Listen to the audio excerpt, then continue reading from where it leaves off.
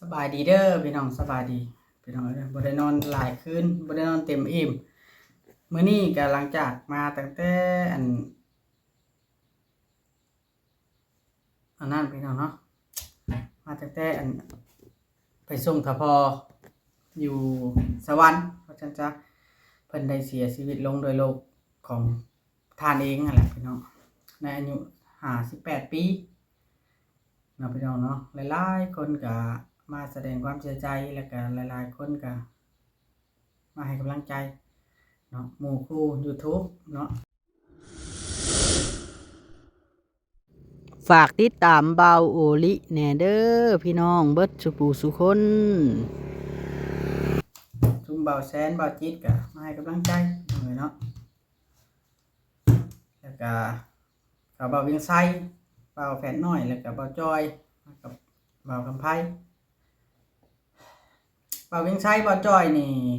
กับพ่อแฝดน้อยนี่เมื่อคืนนี่ตั้งแต่ตอนกลางคืนเพิ่นก็บ่ได้กลับเนาะเพิ่นมาอยู่นำจนแจ้งจนรุ่งพี่น้องเอ้ยถือว่าผ่านไปแล้วโดยโลกของท่านเองเบาลิว่าง่ายๆซะคือเอาค้อนมาทุบและตีนทืบจิตใจและร่างกายแบบบ่มีความเข้มแข็งบ่มีความพลังงานเหลืออยู่เลยพี่น้องเนาะแต่ว่าก็ดีคือดีแล้วล่ะพี่น้องเพิ่นคันเพิ่นอยู่ดนก็เพิ่นก็เจ็บปวดดนเนาะเพิ่นเจ็บป่วยมื้อนี้นะพี่น้องเนาะเบาอีหลีสิออกมาเว้าเรื่องนี้พอดีว่าหมู่คู่ถ่ายลงเบาอีหลีเลื่อนเห็นคอมเมนต์เนาะหลายๆคอมเมนต์บ่เข้าใจ FC ฝั่งไทยแหละส่วนมากเพิ่นบ่เข้าใจในตัวนี้พี่น้องในเรื่องที่ว่าเฮาเอารถนะให้เท่าพ่อพี่น้องในเรื่องที่เฮาเอารถนะให้เท่าพ่อเบาอีหลีสิเว้าแบบนี้เด้อเอารถให้เท่าพ่อนี่มันเป็นความต้องการของเราเองและก็ต้องการของชุมเฮาเองพร้อมหลายท่านเนาะพี่น้องเนาะหลายท่านว่าคือบ่เอาบริจาควัดคือว่าบ่เอาไปสูตรให้ก่อนสิเพิ่นสิเผาเพิ่นก็ได้สูตรคือกันพี่น้องทั้งเสื้อผ้าหน้าแพรก็ต้องได้สูตรเบิดทั้งหม้อแห้งแตกกระโปะว่าซั่นซะก็ได้สูตรเบิดคือกันพี่น้องก่อนเพิ่นสิเผาอะนะแต่ว่าเป็นหยังคือบ่เอาเขาไปวัดไปว่าเบาอีหลีสิบอกเลยเด้อทางลาวนี่เฮานี่มันบ่คือทางไทยเด้มันบ่คือทางไทยทางลาวอยู่วัดอยู่ว่าน่ะเอาลงไปมันเป็นตามบ้านนอกเนาะพี่น้องมันเฮ็ดไปนั่นนะมันเฮ็ดบ่ได้ดอกไปนั่นน่ะเอาเข้าวัดเข้าว่ามันเฮ็ดบ่ได้ตามบ้านนอกบ้านนาเฮานี่น่ะมันบ่มีไผเคยเฮ็ดว่าซั่นซะแล้วก็อีกอย่างพี่น้องเนาะเบาอีหลีก็งงนำคอมเมนต์ได้บางเทื่อจูดให้ก็บ่ได้หยังดอกเพิ่นว่า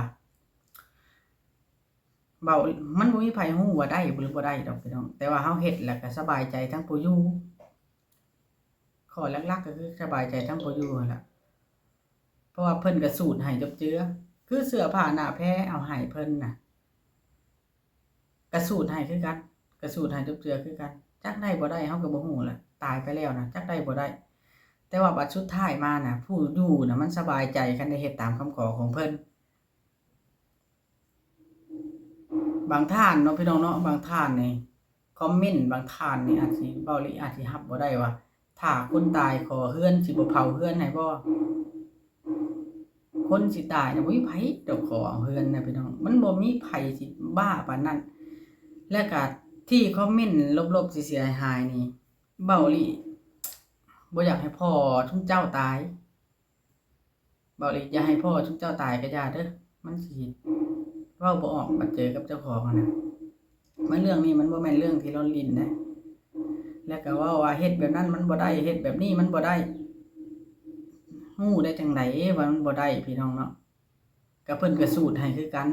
เฮาก็ถามนักปราชญ์อาจารย์คือกันแต่ละอันน่ะนักปราชญ์อาจารย์แต่ละหมู่บ้านแต่ละเขตก็มีเฮาก็บ่แม่นว่าเฮาเอาไปจูดให้โลดเด้พี่น้องเฮา เขาก็มีการสูตรทำพิธีส่งไปให้จบเจือก่อนสิเผานะก็คือเปรียบซะพี่น้องเนาะเปรียบว่ารถนี่มันเป็นพาหนะมันเป็นคือเกิบคือเสือคือผ้าเลยเฮาก็ได้เผาไปนำกันมันก็แบบนั้นซื่อๆดอกพี่น้องแต่ว่าบางคนน่ะเปรียบว่ารถน่ะมันมีค่ามันมีราคาแล้วบ่อยากให้คนตายเท่านั้นคนน่ะแต่ว่าเบาหลีบ่ได้คิดแบบนั้นมันมีค่าก็จริงขนาดพ่อเฮายังเต็กแล้วเฮายังแพงแล้วพ่อเฮายังไปจูดทิ่มซะแบบนั้นนะพี่น้องต้องเข้าใจตัวนี้แล้วบางท่านนี่ก็คอมเมนต์เกินไอ้พี่น้องเนาะคอมเมนต์เกินว่าโอ้ปัญญาอ่อนจังซั่นจังซี่ค่อยอยากเว้าแบบนี้อย่าให้พ่อทุกเจ้าตายก็แล้วกันถ้าเจ้าบ่ต้องถ้าพ่อทุกเจ้าตายนี่ถ้าเจ้าก็หาส่งหาเสื้อมานุ่งให้เพิ่นคือกันถ้าเจ้าก็หาให้เพิ่นคือกันนั่นแหละมันเป็นประเพณีทั้งเฮาได้พี่น้องเอ้ยมันเป็นประเพณีทั้งเฮาแต่ว่าเป็นประเพณีทั้งเฮาอยู่แต่ว่าขึ้นอยู่กับผู้ไปผู้อยู่ได้ว่าผู้อยู่น่ะใจส่ำใดล่ะเรื่องใจน่ะสิเอาให้ส่ำใดแล้วก็เพิ่นอยากได้เฮาก็เอาให้สิ่งที่เฮาให้ได้มันส่ำนั้นเองในเมื่อมันเป็นของเพิ่นเฮาสิหวงไว้เฮ็ดหยังเฮาสิหวงไว้ให้ไผขี่เฮาเหลียวเห็นเฮาก็ยังอยากให้เฮาก็ยังร้องไห้แล้วรถคันนั้นน่ะเฮาเหลียวเห็นซื่อๆน้ำตาเฮาก็สิไหลแล้วย้อนว่าแต่ละมื้อน่ะเห็นเพิ่นขี่มาแต่ละมื้อน่ะเห็นเพิ่นขี่มาแล้วก็มีดแก่เป๊กๆใส่ล่ะเฮาเอาไปถวายวัดน่ะเฮาก็ยังเห็นอยู่สิ่งใดที่มันมีความผูกพันที่สุดน่ะนำเพิ่นเฮาคือเห็นตัวนั้นน้ำตาเฮาก็ไหลตัวนั้นFC บางท่านนี่เพิ่นบ่เข้าใจเฮาดอกความรู้สึกของคนที่สูญเสียนั้นมันแตกสลายส่ำใดบ่เข้าใจดอกภาษาคำขอครั้งสุดท้ายส่ำนั้นบ่แม่นว่าครั้งสุดท้ายหรือจังดอกเราเว้าไว้แต่โดนตั้งแต่เราบ่ทันป่วยแล้วคันเจ็บตายมาก็เอาไปนำโดดดำเราน่ะเราก็บ่ได้ขออันอื่นเด้เงินน่ะเราบ่ได้ต้องการหลายแล้วว่าบ่ต้องมาให้เราหลายดอกเราหาเป็นแล้วว่าโดดดำนี่เบาอีหลีซื้อให้เราละขี่พี่น้องเนาะเป็นรถคันแรกของเบาอีหลีเลยเด้เราซื้อให้เราขี่แล้วเฮาเอาให้เราน่ะเราก็เลยแพงแฮงตอนเราได้ทำอิฐนะเราจนน้ำตาเราจนไหลได้รถคันนี้เราแพงรถคันนี้เราฮักรถคันนี้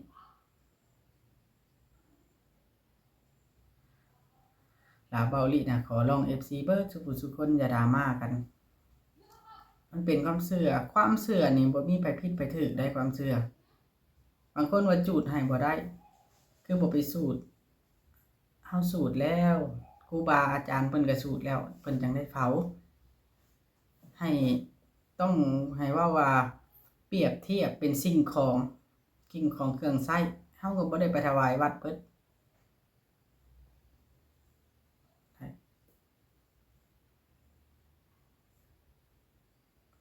บ่มีไผดอกพี่น้องเว้าความซื่อซะบ่มีไผดอกอันที่มีญาติพี่น้องเต็มบ้านเต็มเมืองแล้วสิปะเสื้อคาคิงไปเผาน่ะมันบ่ได้อยู่แล้วเพิ่นเว้าว่าโลงศพหีบศพนี่เป็นเรือนเป็นหังเด้อบ้านเฮาน่ะแบบนี้ไผอยากได้ไปได้ก็มาให้เฮาซื้อตัวงามก็ได้ตัวงามบ่ดอกที่จริงมันบ่ได้ดอกแต่ว่าเฮาก็ต้องได้เฮ็ดเพราะมันเป็นความเชื่อมันเป็นความเชื่อเด้เผาไปแล้วก็ได้ฉันก็เอาโลงน่ะไปถวายวัดติพี่น้องเป็นบ่แบบน่ะสมมุติว่ามันเป็นความเชื่อแล้วเบาอีหลีบ่อยากให้ดราม่าในตัวนี้จิตใจมันบอบช้ำพอแล้วความเชื่อบ่มีไผผิดไผถูกเด้ความเชื่อเฮาเชื่อแบบนี้แล้วก็มันได้แบบนี้แล้วเฮาก็บ่ได้แม่นว่าเฮาเฮ็ดโดยพละการแล้วเอาแล้วไปจูดกับไผจะโลดเฮาก็ถามครูบาอาจารย์เพิ่นคือกันครูบาอาจารย์ผู้เพิ่นเป็นนักปราชญ์คือกันนั่นแหละผ ผู้เพิ่นคอมเมนต์แต่ละคอมเมนต์นี่เพิ่นคือสิบวชละเรียนสูงจบธรรมะสูงอีหลีเพิ่นจังอันนั้นเนาะ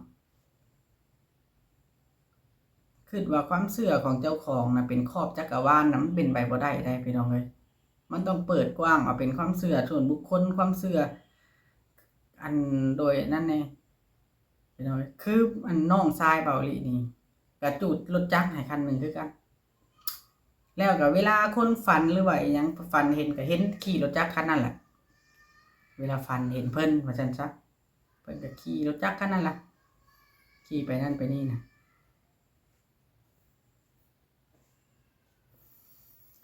เฮ้ยอันนี้ก็เฮาก็บ่ได้เว้าดราม่าอีหยังดอกพี่น้องเนาะเฮาบ่เข้าใจคอมเมนต์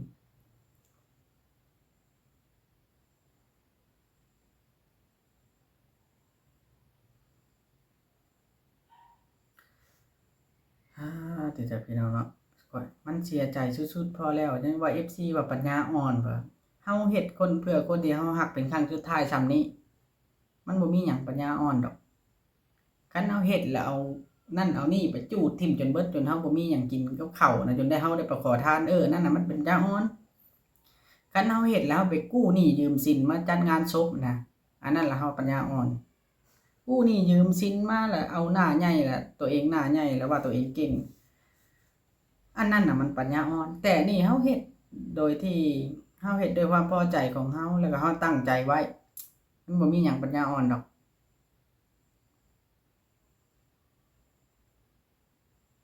มันเป็นความเชื่อของไผของมันความเชื่อ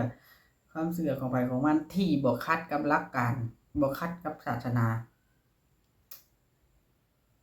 เพราะว่าสิ่งทุกอย่างบางอย่าง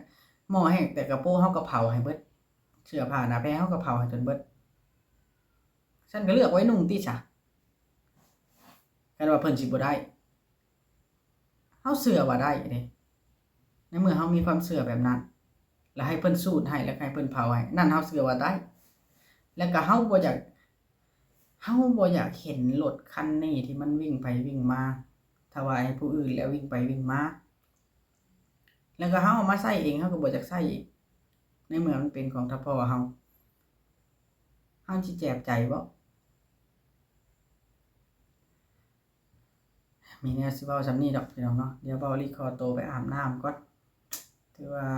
หลายมื้อละ2มื้อแล้วบ่ได้อาบน้ำนี่บ่มีเวลาอาบน้ำถ้าพ่อเพิ่นก็ไปดีแล้วมีแต่ว่าถ่ายเฮ็ดบุญนำเพิ่นบัดนี้คนก็หลายได้พี่น้องมาส่งสการเพิ่นถึงสิเป็นยามเวียกก็ตามเนาะคนก็หลายอีหลีหมู่เพื่อนฮักแพงเพิ่นหลายคนพี่น้องเอ้ยเนาะเดี๋ยวโอเคพี่น้องเนาะจังใดถ้าเว้าอีหลีเว้าผิดพลาดประการใดก็ต้องขอโทษขออภัยพี่น้องเนาะขอโทษขออภัยหลายๆให้เปรียบว่ารถน่ะมันคือสิ่งของพี่น้องเนาะสิ่งของเช่นโทรศัพท์บ่ไปนี่แล้วสิคิดว่าได้บ่ได้ก็สร้างมันเฮาเฮ็ดเพื่อความสบายใจของเฮาและก็ผู้ไปหั่นเฮาทำตามเพิ่นบอกมันจังบ่มีหยังค้างคาส่ำนั้นขอแนวเฮาให้บ่ได้เฮาก็บ่ให้บ่แม่นเฮาสิให้กูอัน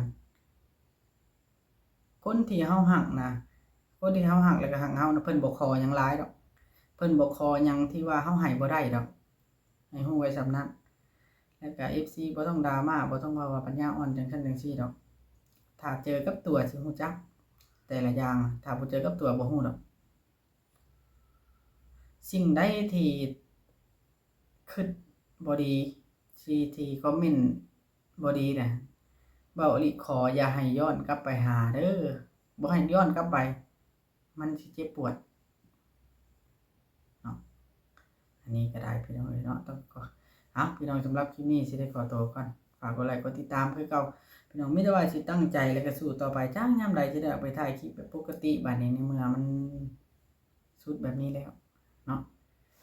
สบายดีพี่น้อง